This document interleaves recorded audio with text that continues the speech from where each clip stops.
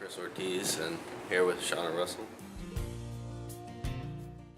Got my start pretty young, but I had musicians on both sides of my family, so I really kind of grew up into it and didn't really know any different. I didn't know that people didn't get together on weekends and sing and practice, you know, with their dads and their uncles. So I pretty much didn't know any better, and I just knew that I liked it, and it came kind of natural to me. I started when I was about 7.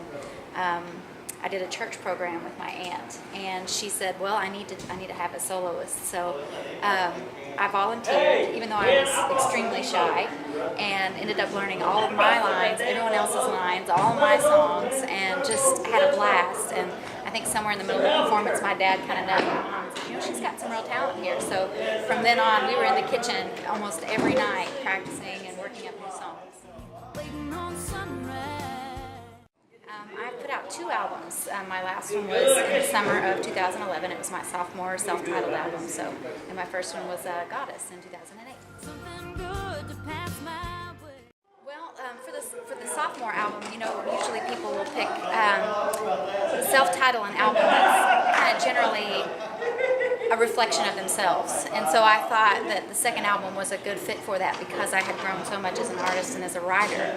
And the first album, Goddess, I chose that because I play guitar and I love Les Pauls, and the Gibson Les Paul Goddess guitar was made especially for women, and they only made it for a short time.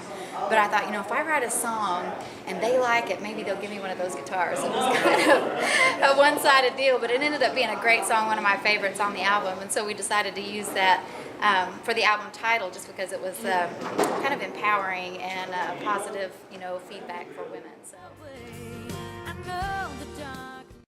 it's hard for me to pick favorites just because they're all kind of like children. You all love them for different reasons. You know, one of my favorites, though, from this last album was called Jeremiah, and it was probably my favorite because it's the first one that I had written by myself.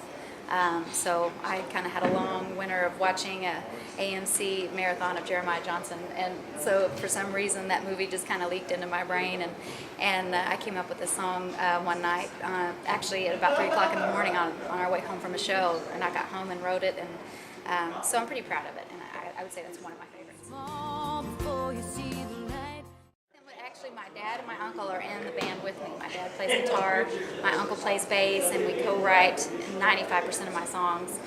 Today I just happen to have my nephew. He's a drummer and loves music and wanted to come out on the road with me, so he's doing a little roadie work. So we're getting him inaugurated into it a little bit. So. Waiting on sunrise.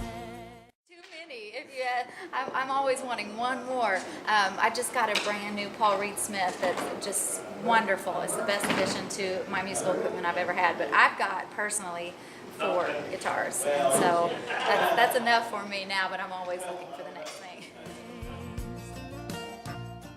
This is my second time here at the Cotillion.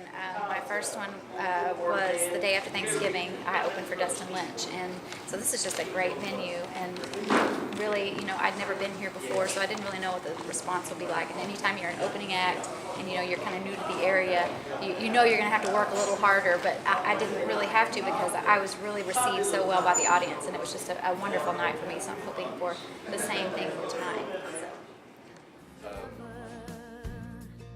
Thought that you would come along, but now I have a website at shawnarussell.com, and I'm also on Facebook and Twitter, so I have links for that, and you can find my music on my website, iTunes, CD Baby, Amazon, all of that, so check it out. I appreciate it. Thank you so much. I appreciate it, Chris.